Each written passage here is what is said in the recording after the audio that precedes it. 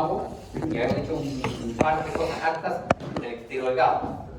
Primero, todos los detalles de los repliegues de la pared, la finalidad de esos repliegues, y luego las características de la pared, de estas vellosidades y de estas microvellosidades. Habíamos dicho de las vellosidades que tenían ciertas características, sobre todo en la lámina propia de esas vellosidades había una serie de vasos sanguíneos de mucho interés y también había vasos linfáticos de mucho interés. Luego revisamos las glándulas de Liverpool y revisamos las células que estaban presentes en la pared de la vellosidad y de las glándulas de Liverpool. Y mencionamos una tipología de células, entre ellas las de revestimiento, que eran las que tienen microvellosidades, las interoendocrinas, mencionamos las células de Paneth, mencionamos las células regenerativas, ¿ya? Y las células caliciformes. Sabemos que algunas tienen una distribución preferencial, en particular las regenerativas y las de Paneth. ¿Ya? Las regenerativas están en todo el tubo del intestino delgado, en cambio las de Paneth están en una zona determinada del intestino delgado. Y además en una zona determinada de la glándula del hígado. Bien, luego tenemos que revisar el intestino grueso. Esto comprende el ciego, el colon, el recto y el ano. Ciego, colon, recto, ano, colon transverso, colon ascendente, descendente, etc. Lo más interesante de esto es que acá se reabsorben agua, iones, y se compactan los desechos, se forman las heces. Y una de las características es que tiene pliegues transversales igual, pero no son tan desarrollados, no llegan a ser pliegues conniventes, pero hay cierto tamaño de pliegues, hay un plieguecito de orientación transversal también. Y lo otro que destaca son estos repliegues que están acá, que son las austras. Las austras son unas especies de constricciones de la pared del intestino grueso que le dan este aspecto segmentado, ¿ya? Pero las austras no necesariamente se condicen con los pliegues internos de la mucosa. Los pliegues internos también conllevan algo de su mucosa, pero no tienen nunca el desarrollo que tienen los pliegues conniventes del intestino delgado. ¿Sí? Bien, vamos a revisar. Lo otro que se me estaba quedando. ¿Ves? ¿Por qué usted no dice, profe, se está olvidando? ¿Qué se me estaba olvidando?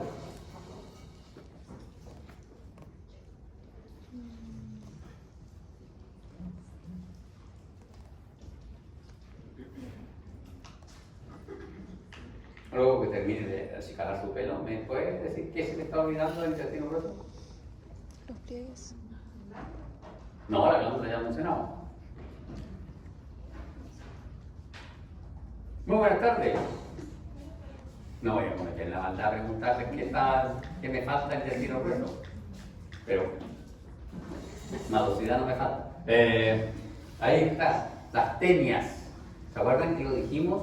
Lo mencionamos. Las tenias, que es esta longitudinal externa que está fasciculada, forma fascículos, ¿ya? Y eso genera las tenias del intestino grueso y comprime un poquito el intestino grueso y le da esta forma tan particular al intestino grueso. Bien, ¿qué pasa respecto a las glándulas? Alguien por ahí las mencionó. Las glándulas acá están presentes en la mucosa, ¿ya? Y son invaginaciones. Y son glándulas tubulares rectas, son glándulas de Liverpool. ¿Se fijan? Se parecen mucho a las fositas gástricas, pero a diferencia de las fositas, esta es una glándula que llega hasta la muscular de la mucosa y no hay glándula gástrica asociada, sino que es solo la fosita. Si uno lo compara con el estómago, son fositas muy profundas. Y estas fositas tan profundas se llaman criptas de Liverpool. Si uno la compara con el intestino delgado, las criptas de Liverpool se parecen a las del intestino delgado. La diferencia, acá no hay vellosidad. Entonces, la mucosa es homogénea, si uno la revisa, es homogénea, ¿ya? Pero tiene invaginaciones, y esas invaginaciones son las criptas de Liverpool. Cuando uno revisa estas criptas de Liverpool, va a encontrar que tiene células regenerativas, células absortivas, células caliciformes.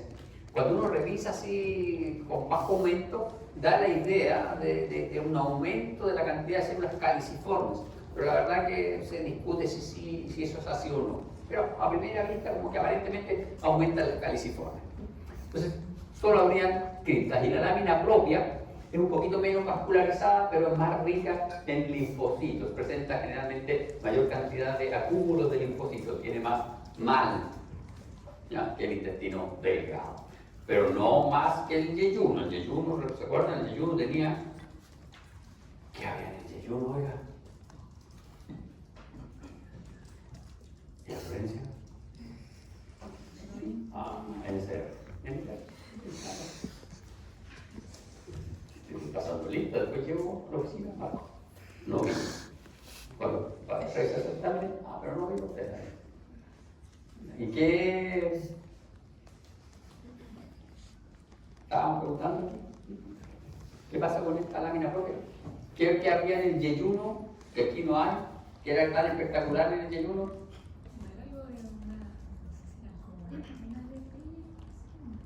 Sí, las placas de Willis, que son acúmulos de linfocitos, son nódulos de linfocitos, no son mal, muy importantes, son nódulos. Entonces, el colon carece de vellosidades, hay que destacarlo eso, pero contiene abundantes criptas de Liverpool sin células de Paneth. Recuerden, las células de Paneth están en el duodeno y yeyuno, en el ilium ya no hay células de Paneth, por lo tanto, esto es redundar nomás.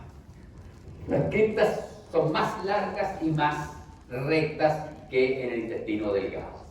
Son súper largas. Llegan hasta la muscular de la mucosa. La lámina propia sigue manteniendo más o menos la misma característica, un tejido conjuntivo laxo, pero acá hay más linfocitos, también hay células musculares lisas, ¿ya? Presenta una lámina propia, tejido conectivo, laxo, rico en linfocitos y algunos nódulos linfoides. Y acá está el esquemita, si ustedes se fijan, acá tenemos nuestras criptas, son bastante rectas y acá están esquematizadas. En este esquema, esto es del Gardner, intenta el que hizo el esquema representar que hay un aumento de células caliciformes, pero eso la verdad que cuando uno hace el análisis cuantitativo no es tan así. Pero acá tendríamos nuestras células caliciformes que están distribuidas en toda la cripta y en la epitelio de revestimiento, las células de absorción que están presentes en toda la glándula y en el epitelio de revestimiento. Tenemos las células regenerativas que se describen presentes solo en las glándulas, no en el epitelio de revestimiento. Y tenemos las células enteroendocrinas que están en toda la glándula y también en el epitelio de revestimiento. Las células enteroendocrinas son similares a las que están en el intestino grueso, en el intestino delgado, en el estómago, etc. Son las mismas. Varían la población. ¿Qué sentido? Que aquí puede que no estén las que producen colecistocinina. Aquí no están las que producen secretina, porque la secretina regula la secreción de ácido clorhídrico por parte del estómago, entonces aquí ya no tiene mucho sentido. Pero sí puede que aquí estén las que producen gastrina, creo que es, ¿no? Por eso, gastrina, creo que es, la que regula la secreción pancreática de la vía del páncreas, pero de los conductos iniciales del páncreas, que tiene que ver con la secreción de una secreción acuosa del páncreas alcalina, para tamponar. O sea que si llega muy ácido, él puede tamponar un poquito. Pero esa es una diapositiva que ustedes van a tener que aprender respecto a la localización de esas celulitas, y en fisio van a tener que aprender el nombre, lo que secretan y el circuito. Acá en histología, solo la localización. Bien, otro detalle interesante que lo vamos a ver acá, pero este detalle hace relación con todo el tubo digestivo. Todo el tubo digestivo tiene un sistema nervioso, una inervación intrínseca y una inervación extrínseca.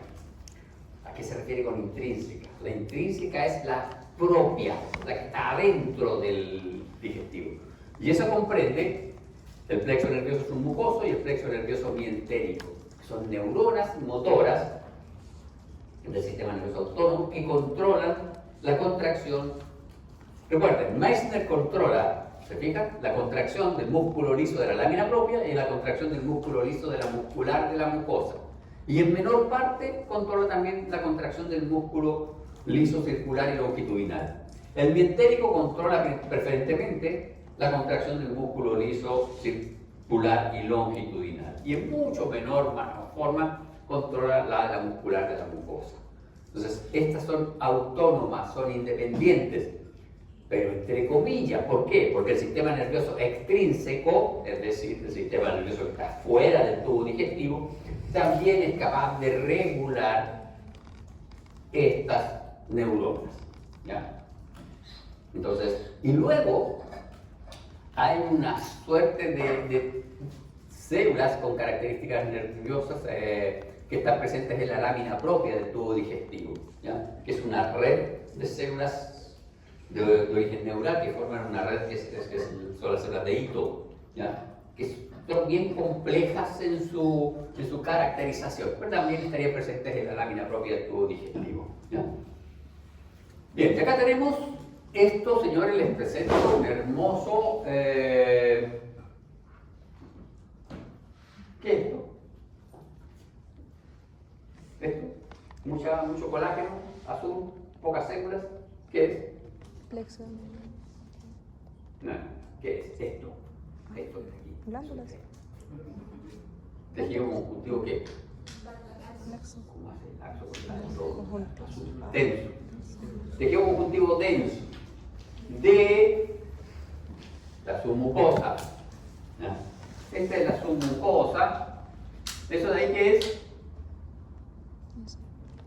Usted, ayúdame, ¿qué es esto? ¿Vaso sanguíneo? ¿Qué tipo de vaso sanguíneo? ¿Un capilar? 1, 2, 3, 4, 8, 10 glóbulos rojos. ¿Qué es? Un plexo. Ah, el plexo. No. ¿Ah? El plexo. No, pues el plexo es este. Este es el plexo. Esa es la neurona, vean. Núcleo grande, eucromatínico, núcleo evidente, citoplasma grande. Esta es una neurona motora multipolar, autónoma, sistema nervioso autónomo, dos neuronas. Y estas son las células gliales que la están acompañando. Este es el plexo nervioso de Meissner. Esa es una arteriola cortada longitudinalmente. Eso de ahí es la célula muscular y esa es la célula endotelial. Arteriola cortada longitudinalmente. Esos diagnósticos deberían ser así, rapidito. Y este es el plexo nervioso mientérico. Vemos la misma neurona, pero en este caso está rodeada de tejido muscular. Músculo longitudinal, músculo circular. Plexo nervioso mientérico. Es mucho más grande el plexo nervioso mientérico que el submucoso. ¿Ya? El submucoso es mucho más pequeñito. Y acá está, ¿se fijan?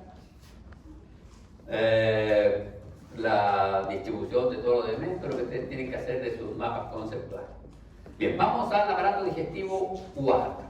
El aparato digestivo 4 tiene que ver con las glándulas anexas, las glándulas que están asociadas al tubo digestivo, y esas son dos: el hígado y el páncreas, y las dos son vitales. Sin hígado, sin páncreas, cáncer de hígado se recupera más que el cáncer de páncreas. El cáncer de páncreas, le dicen cáncer de páncreas, pague todas sus cuentas para que no deje deuda, porque no hay forma. Hígado, vamos a revisar el hígado. El hígado es una glándula súper grande, pesa alrededor de 1,5 kg. ¿El hígado tiene cápsula conjuntiva o tiene epitelio de revestimiento? ¿Tiene mesotelio? ¿Qué tiene el hígado?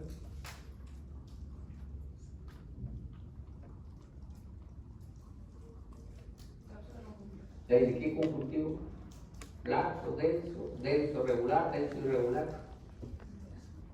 Ya, pero es denso, pero los densos pueden ser regulares o irregulares. Todas las cápsulas conjuntivas son tejidos conjuntivos densos irregularmente dispuestos. Bien, este hígado tiene funciones endocrinas y exocrinas. Las que las realiza que es el superhéroe que tenemos, que es el hepatocito. Trabaja todo el día con nosotros, el hepatocito está todo el día trabajando. Recuerden, tiene secreción de tipo constitutiva, está todo el día produciendo albúmina, transtirretina, transferrina, etc.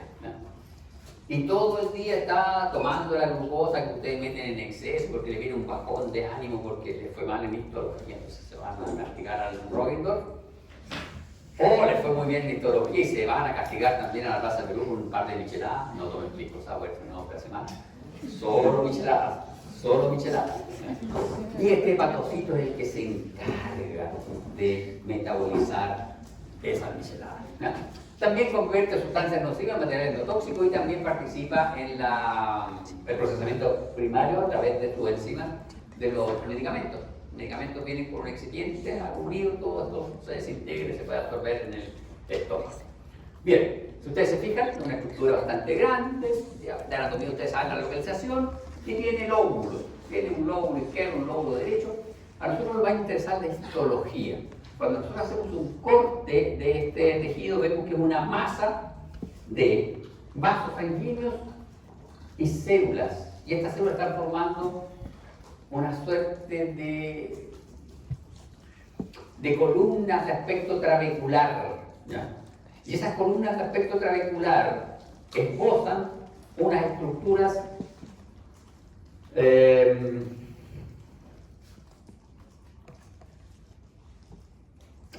no son cilindros, tampoco son hexágonos perfectos, pero esbozan una estructura de aspecto hexagonal, ¿ya?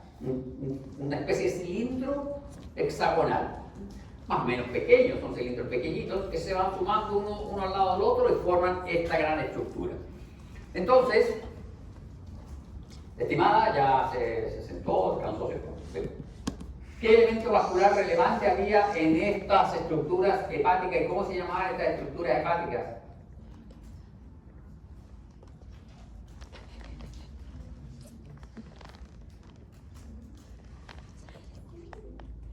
Uno, dos, tres, cuatro, cinco, ayúdenla. ¿Ah? Sistema portaenterohepático. Y aquí está el plexo secundario del sistema portaenterohepático, que eran capilares sinusoides con fenestras verdaderas, eran con paredes discontinuas, eran bien grandes. Bueno, esto se llama lobulillo hepático, y todo el parénquima hepático son lobulillos, uno al ladito del otro, por eso tiene una forma como hexagonal, ¿ya? Y se van encontrando los lados de cada lobulillo, ¿se fijan ustedes? Cada tres lobulillos queda un espacio triangular más grandecito. Y ese espacio triangular más grandecito es precisamente en donde están los vasos de mayor calibre. En el resto no hay mucho vaso de gran calibre. Y en la zona en donde se juntan dos paredes de lobulillos, hay tejido conjuntivo de características reticulares, pero es bastante escaso ese tejido conjuntivo. Esto es así, y aquí vamos a tener otro lobulillo. Y aquí vamos a tener el otro lóbulo. Lo estoy dibujando así para que entiendan ustedes que no. Oiga.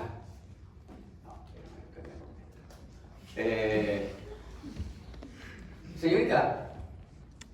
No quiero hacer mi caso. Muy buenas tardes. Esta cosa que dibujé aquí en el centro del lobulillo, que la dibujé con la pared discontinua, ¿qué cosa era?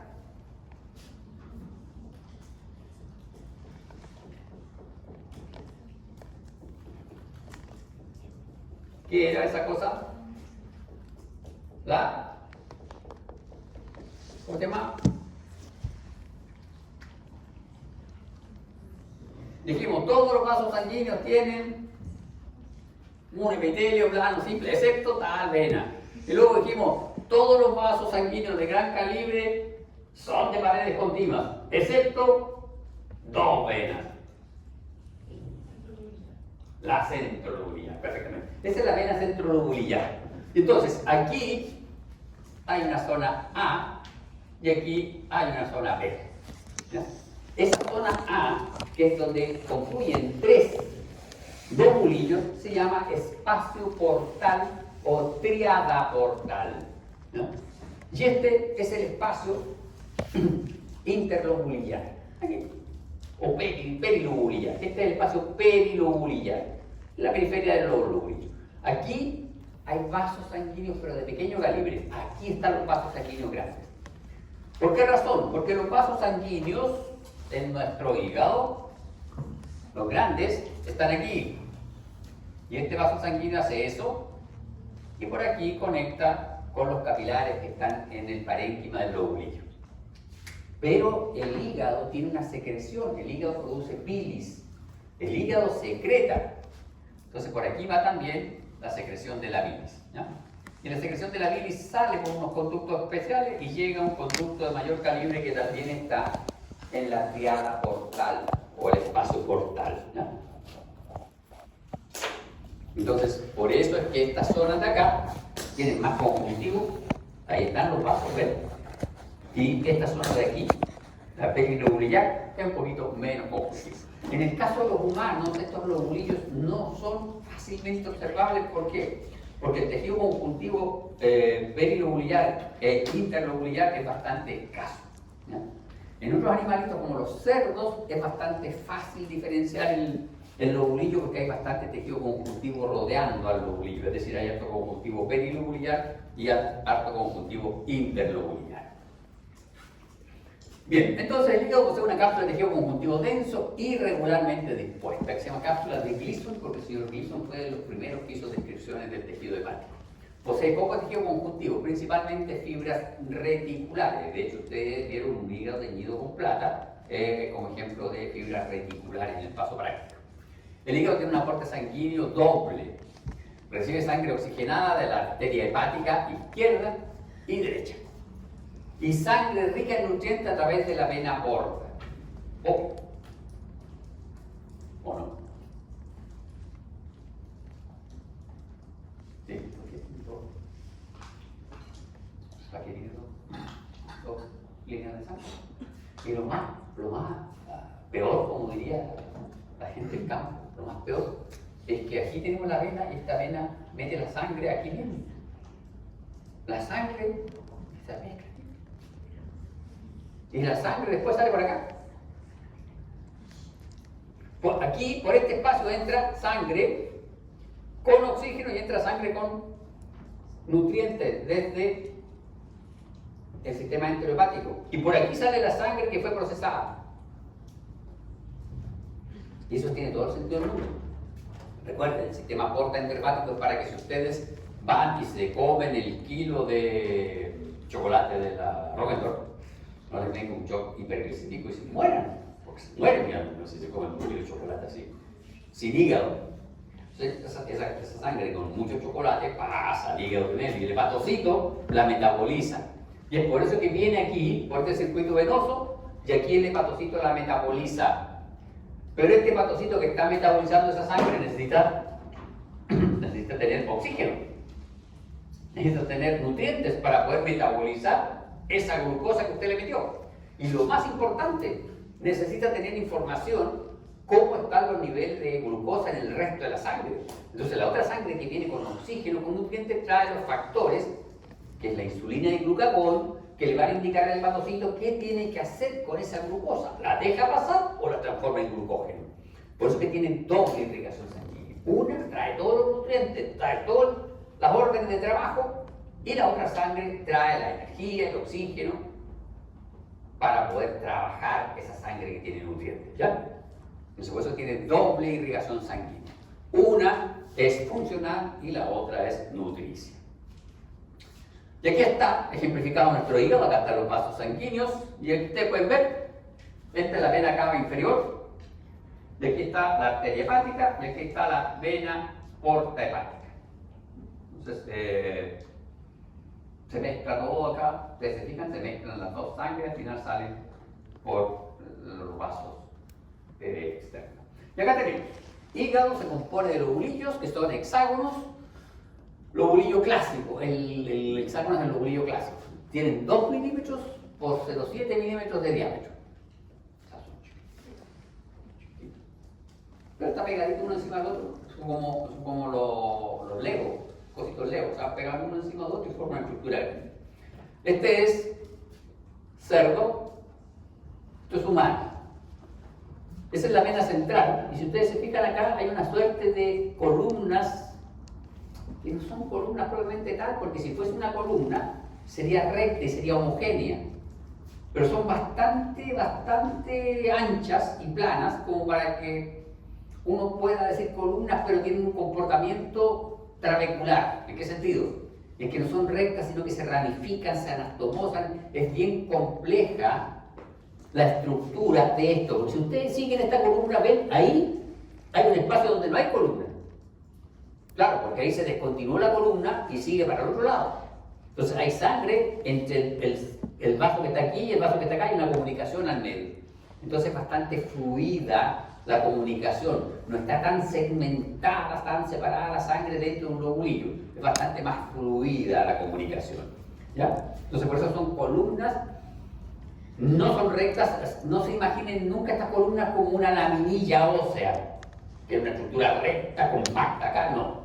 Son ladrillos, es como si a un artista le encargaron confeccionar un muro de ladrillo, pero el artista le dio libertad a su expresión y generó un muro de ladrillo, pero puso los ladrillos en distintas direcciones. Quedó un muro, pero no es una línea recta, no es un muro que va al techo, da una vuelta, se mezcla, pero va desde aquí hacia allá, pero es muy complejo. Va desde aquí hasta el borde. ¿Y qué tenemos en el borde? ¿Cómo se limita esta estructura? Se limita porque aquí por fuera, aquí sí que se puso serio el artista, puso una lámina limitante, ¿ya? Que son hepatocitos que tienen características histológicas distintas del resto de los hepatocitos. Estos hepatocitos tienen unas características histológicas, los de la lámina limitante tienen otras características histológicas, son más chiquititos y menos teñidos. Y si cuando uno los mira con cuidado, miren, se da cuenta que estos hepatocitos de aquí son como más teñidos, son más rojos que estos de aquí y que estos de acá. Aparentemente hay 1, 2, 3 estratos en los hepatocitos. Miren la coloración. Aquí se ve muy bien que son columnas irregulares, ¿ven? Son bien irregulares. Esta zona tiene una coloración, estas son menos eosinófilos y estos son menos eosinófilos. Entonces hay 3 estratos, estrato 1, estrato 2, estrato 3. Dentro del lobulillo, los que forman la pared del lobulillo, los que delimitan, son pobremente eosinófilos, son más planos que los otros. Vamos a dibujar estos hepatocitos. Tenemos un hepatocito que es de la placa limitante, que es así. Ustedes han ido a Soyman, y si no, este fin de semana van a ir a Soyman. Van a ir a Soyman y van a ver los ladrillos fiscales. Un ladrillo fiscal es un ladrillo planito, pequeño. Y luego van a ir a ver los ladrillos princesa y los ladrillos Rocky. El ladrillo princesa es un ladrillo más grande, ¿ya? Y el ladrillo Rocky es un ladrillo mucho más grande. Entonces ustedes se van a dar cuenta de que todos son ladrillos, cumplen la misma función. Puedo hacer cerco con todos. Pero si yo hago un cerco con esos ladrillos, pongo primero los princesas, después los Rocky, el cerco va a quedar con una gradiente de tamaños. Pasa lo mismo acá, hay una gradiente de tamaños. Aquí está mi vena central. Esta es mi vena central del lobulillo que es discontinua. Y acá tenemos el primer hepatocito que está en el borde externo del lobulillo. Sucede que este hepatocito, como está aquí en el borde externo, y por aquí llega la sangre, la vamos a dejar solo con oxígeno. La sangre con oxígeno llega primero aquí. Entonces tiene más oxígeno y más nutrientes. O2. ¿Se fijan? Este tiene menos comida. Pero por aquí también llegan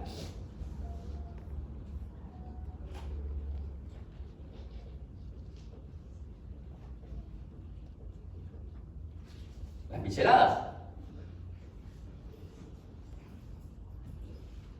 Eso, aunque ustedes no lo crean, es un vaso de chocolate.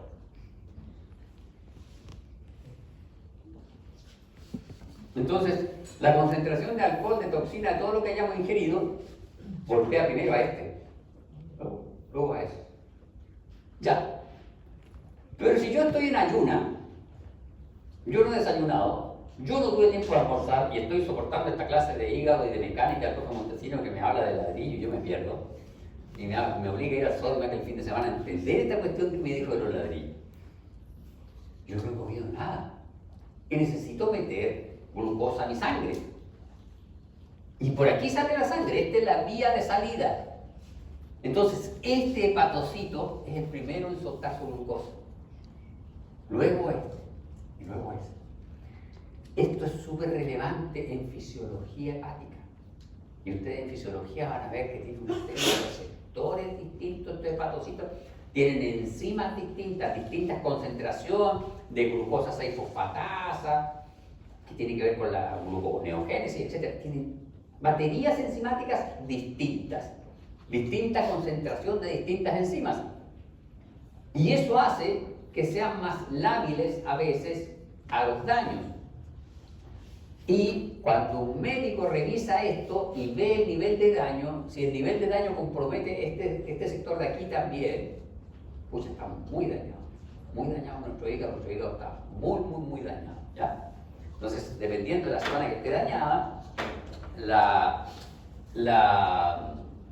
evolución de la patología hepática es distinta, ¿ya? Es nuestro hepatocito, ahí está nuestro hepatocito, este es nuestro lobulillo, esas son las características más o menos histológicas que tiene nuestro hepatocito. Vamos a ver entonces aquí. Y aquí están, los lobulillos están formados por hileras de hepatocitos que se anastomosan, no más de 2 células de grosor, de líneas de espacios vasculares que se conocen como sinusoides hepáticos. Ya sabemos que son esos sinusoides hepáticos. Los sinusoides hepáticos se revisten de células de recubrimiento sinusoidal, las cuales dejan espacios de hasta 0,5 micras. Y aquí están nuestros lobulillos. Es un lobulillo, ¿se fijan? Acá tenemos los elementos vasculares que meten sangre al lobulillo. Y acá tenemos el elemento vascular que saca la sangre del lobulillo. Y aquí hay un elemento verde que es la vía biliar. La vía biliar saca sangre del lobulillo. Perdón, saca bilis del lobulillo, no sangre, bilis. Entonces nosotros tenemos que en nuestro lobulillo va a haber una corriente de sangre que va en ese sentido. Y en nuestro lobulillo hay una corriente de secreción de bilis que va en el sentido opuesto. La bilis se secreta hacia el tejido del espacio portal. La sangre va desde el espacio portal hacia la vena centrolobular. Tienen un recorrido distinto. Por lo tanto, en la triada portal y en el espacio perilobular e interlobular nosotros vamos a encontrar arterias hepáticas, venas hepáticas y ramas de las vías biliares. Y ahí tenemos vena porta, arteria hepática, conducto biliar, flujo de las venas portales, de los vasos, ¿no? El flujo de la sangre, flujo de la bilis. Entonces, si nosotros consideramos estos dos elementos, uno, la sangre va desde aquí hacia acá. Por lo tanto, uno podría decir que si tomo esto,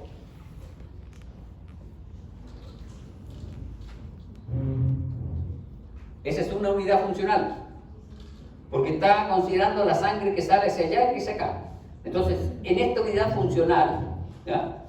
Los hepatocitos van a tener más o menos el mismo comportamiento. Si consideramos la secreción de bilis, ¿ya? Si consideramos la secreción de bilis ahora, para considerar la secreción de bilis vamos a poner acá.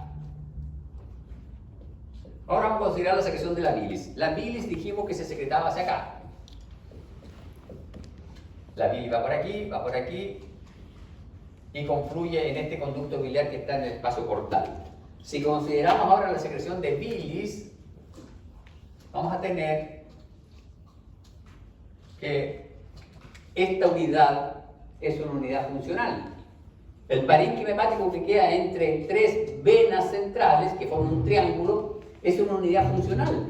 Porque ese sería el conducto excretor y todo este parénquima está excretando bilis a ese conducto excretor. ¿Ya? Esta también es una unidad funcional, porque la sangre está viajando desde este tejido conjuntivo interlobular hacia esta vena central y desde este tejido conjuntivo interlobular hasta esta otra vena central. Entonces, en el hígado tenemos el lobulillo clásico, el acino hepático y el acino portal. Veamos entonces, aquí hay una fotografía de un espacio portal. No sé si ven este hepatocito. ¿Ven que es plano comparado con este que es cuadrado? Ladrillo fiscal, ladrillo princesa. ¿Me habrán dado? Va. No tienen que ir a Sodimac, ¿está bien? No. Pero en su tablet buscan Sodimac. ladrillo, ladrillo fiscal, ladrillo princesa, se dan cuenta que son distintos. Están todos los dos están hechos de arcilla, pero son distintos. Y tienen finalidades distintas. Placa limitante, hepatocito, tejido conjuntivo del espacio portal.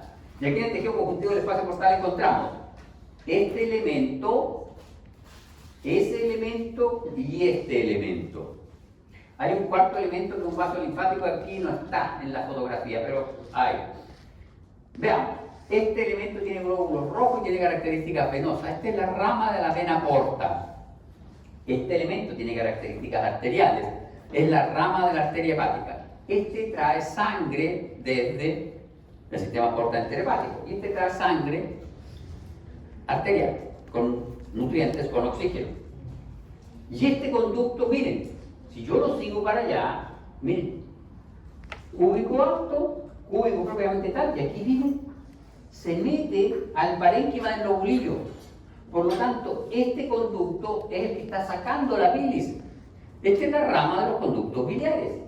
Y este conducto que atraviesa, ahí está la placa limitante, este que atraviesa la placa limitante es el conducto de Herring, que atraviesa la placa limitante del lobulillo.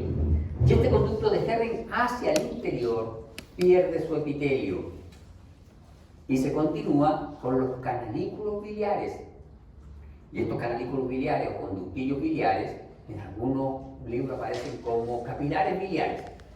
¿Ya? Son pequeños conductos que están entre los hepatocitos, no tienen una membrana propia, sino que son conductos que se forman entre la pared de los dos hepatocitos. ¿Ya? Los hepatocitos, en vez de juntarse así, se juntan así y forman un hoyito entre ellos, y hacia ese hoyito o canalículo biliar secretan la bilis. Y toda esa bilis se junta y sale por el conducto de Herring hacia el colangiolo, y del colangiolo va al conducto biliar propiamente tal. ¿Ya? Los colangiolos están en el tejido conjuntivo interlobular, y los capilares, los conductos biliares propiamente tal, están en el perilobular. Entonces tenemos conducto biliar, rama de la vena porta y rama de la arteria hepática. No sé si aquí se ve, miren, esos son los canalículos biliares. Aquí están dibujados en verde, siempre se dibuja la bilis en verde.